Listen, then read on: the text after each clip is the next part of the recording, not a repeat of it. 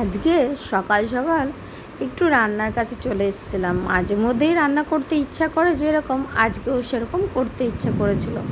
প্রত্যেক দিনই অল্প স্বল্প কিছু করে থাকি, আজকে সেরকম পটল দিয়ে আলু দিয়ে মাছের ঝোল বানাচ্ছিলাম। মা কিন্তু মাছগুলো আগেই ভাজতে দিয়ে দিয়েছিল। দিয়ে মাছগুলো যখন তুলে রেখেছিলাম তখন আর ভিডিওটা শ্যুট করা হয়নি। তারপরে দেখো পটলও ভাজা হয়ে গেছিলো।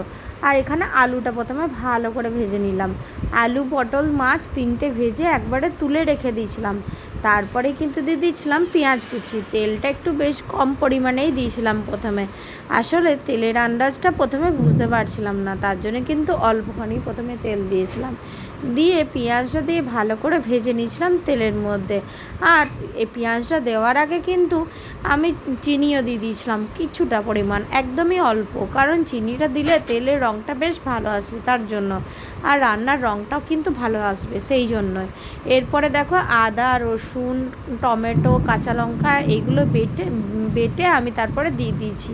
ওটা মিক্সার গ্রাইন্ডারে বেটে রেখেছিলাম, সেটা আমি দিয়ে দিলাম। এরপরে দিয়ে দিচ্ছি জিরে গুঁড়ো আর ধনে গুঁড়ো দিয়ে মশলাটা ভালো করে ভেজে নেবো। প্রথমে কড়াই ভালো করে না নাড়ালে কিন্তু এটা গন্ধটা অন্যরকম আসবে, ওর জন্য ভালো করে কম আঁচে ভেজে নিতে হবে। আর এর মধ্যে পরিমাণ মতো নুন দিয়ে দিচ্ছি। নুনটা কম পরিমাণেই দিচ্ছি, কারণ নুন কিন্তু মাছের মধ্যে আর একটুখানি আগে তো দেওয়া ছিল পরিমাণ মতো, ওই জন্য আগে নুনটা অল্পখানি দিই, তারপরে দেখবো যদি কম হয় তখন আবার লাস্টে দেব, এই জন্যই দিয়েছিলাম। তারপরে নুন দেওয়ার পরে একটু হলুদ দিয়ে আর এটাকে মশলাটাকে আমি কম আঁচে ভালো করে ঢাকা দিয়ে দিয়ে ভেজে নিচ্ছি। আর এরপরে কিন্তু যেই মশলাটা ভাজা হয়ে আসবে তখন কিন্তু আমি মিট মশলা দিয়ে দিলাম। আর সানরাইসে মিট মশলা একটুখানি তরকারিতে দিলে এটা কিন্তু টেস্টটাই অন্যরকম লাগে। আসলে মিট মশলা ঘুগনিতে দেওয়া হয়, তারপরে যে কোনো পেঁয়াজ আদা রসুনের তরকারিতে আর মাছের ঝোলে দিলে কিন্তু খুব সুন্দর টেস্ট লাগে। আমি কিন্তু প্রায় সবজিতেই মিট মশলা দিয়ে রাখি। তারপরে আলুটার পটলটা দিয়ে দিলাম, ভালো করে ভেজে নেবো এটা। আলু পটল দিয়ে মশলাটাকে ভালো করে নাড়িয়ে নিলাম। দেখো মশলাটা আমার এমনভাবে ভাজা হয়ে গেছিলো যেন ওটা ছেড়ে ছেড়ে আসছিলো। তারপরে কিন্তু আলু পটলটা দিয়েছি। আর মাছ কিন্তু আমি দেবো না ঝোলের মধ্যে, প্রথমে একদম যখন নামাবো ঠিক তার আগেটা একটুখানি মাছ দিয়ে নামিয়ে দেবো। আমি মাছটা জলের মধ্যে ফুটাই না ঝোলের মধ্যে, না হলে কিন্তু মাছের গন্ধটা ওই ঝোলের মধ্যে ঢুকে গেলে তখন আর খেতে এতটা টেস্ট লাগবে না। মানে টেস্ট লাগে কিন্তু অতটা পরিমাণ ভালো লাগে না। আমাদের কিন্তু এইভাবেই আমরা মাছের ঝোল বানাই। আর দেখো পটল দিয়ে আলু দিয়ে মাছের ঝোলটা কত সুন্দর মানে দেখতে হয়েছে। আমি কিন্তু প্রথমে ওটা ঝোলটা ফুটতে দিলাম, গ্যাসটা প্রথমে উস্কে দিয়েছিলাম, তারপরে কিন্তু আমি একটু গ্যাসটা কমিয়ে মাছগুলো দিয়ে তারপরে নামিয়ে দিয়েছিলাম। আর মাছের তেলে যেহেতু রান্না করেছিলাম ওই জন্য রঙটা কিন্তু একটু আলাদা রকম হয়ে গেছিলো। আর লাস্টে আমি একটু নামানোর আগে তেল দিয়ে দিয়েছিলাম। দিয়ে ওই দিয়ে দুপুরবেলা খাওয়া দাওয়া করে আমরা কিন্তু বিকেলবেলা বেরিয়ে পড়ছিলাম বাজার যাব বলে। আমি, অদ্রিত আর অদ্রিতের দিদুন তিনজনে মিলে গেছিলাম বাজারে। আসলে কারোর জন্য কিছু নেওয়া হবে না, আমাদের শুধু অদ্রিতের জন্যই কিছু কেনা হবে। মানে মাই বললো অদ্রিতের জন্য একটু জিনিস কিনে আনি, মানে ড্রেস কিনে আনি। আমাদের সবারই কেনা হয়ে গেছে অল্প স্বল্প করে, অদ্রিতেরও কেনা হয়েছে, কিন্তু ওর দিদুন তাও ওকে দুটো কিনে দেবে, ওর জন্যই নিয়ে যাচ্ছিলো। আর ট্রেন যেই ওভারব্রিজটা পেরোচ্ছিলাম তখন কিন্তু ট্রেনগুলো দেখে ও সেখানে দাঁড়িয়ে যাচ্ছিলো। আসলে ট্রেন দেখতেও খুব ভালোবাসছে।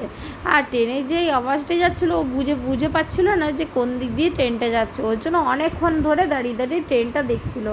তারপরে তো বাজারে আস্তে আস্তে ও কিছুটা পরিমাণ হেঁটেছে আর কিছুটা কিন্তু আমি ওকে কোলেই নিয়েছিলাম, আমি নিয়েছিলাম, মাও নিয়েছিল। তারপরে তো বেশ পেরিয়ে গেলাম। আর ওর জন্য জামা কেনা হয়ে গেছে, দেখো জামাটা কিনে নিলাম। আর টুকিটাকি বাজারে অনেক কটাই কাজ ছিল, সেগুলো কিন্তু আমরা কাজগুলো পাকিয়ে নিয়েছিলাম। তারপরে দেখো ও যেহেতু জল খাবে দোকানের মধ্যে, ওর জন্য কিন্তু জল খেতে চাইছিলো, সেই মা জল বের করছিল। আর ওর জন্য এই গেঞ্জিগুলোই আমি নিয়ে এসেছিলাম। এরপরে বাড়িতে যেই ঢুকবে তখন ওর দাদাকে দেখতে পেয়েছে। এবার সেই দাদাকে তো আর ছাড়বে না, ওই জন্য দাদাকে ঘরে ঢুকিয়ে নিয়েছে দাদাকে নিয়ে খেলবে বলে। আর ওদের দুজনকার খেলা আরম্ভ হলে তো খেলা শেষই হয় না। তারপরে খেলতে খেলতে কিন্তু ওকে আমি খাইয়ে দিয়েছিলাম। ওর দাদাকে বললাম যে তুই একটু দাঁড়া, না হলে কিন্তু ও খাবে না। ওর সাথে খেলছিল, তুই খেলতে খেলতে খাইয়ে দিলাম। আর খাওয়াতে অনেক কষ্ট হয় প্রথমে, আসলে কারোর সাথে খেললে বা একটু ঘোরাফেরা করলে তখন কিন্তু ভালো করে খেয়ে নেয়, তখন আর দেরি হয় না, আর না হলে অনেক দেরি হয় খেতে। ওর জন্য ওর দাদার সাথে একটু খেলাধুলা করতে করতেই ওকে খাইয়ে নিয়েছিলাম। আর তারপরেই তো ভিডিওটা এখানেই শেষ করে দিলাম, ওকেও তারপরে ঘুম পাড়িয়ে দিয়েছিলাম।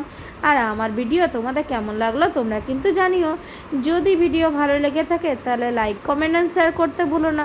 টাটা সবাইকে, সবাই ভালো থেকো, সুস্থ থেকো। কালকে আবার নতুন একটি ভিডিও নিয়ে আসবো।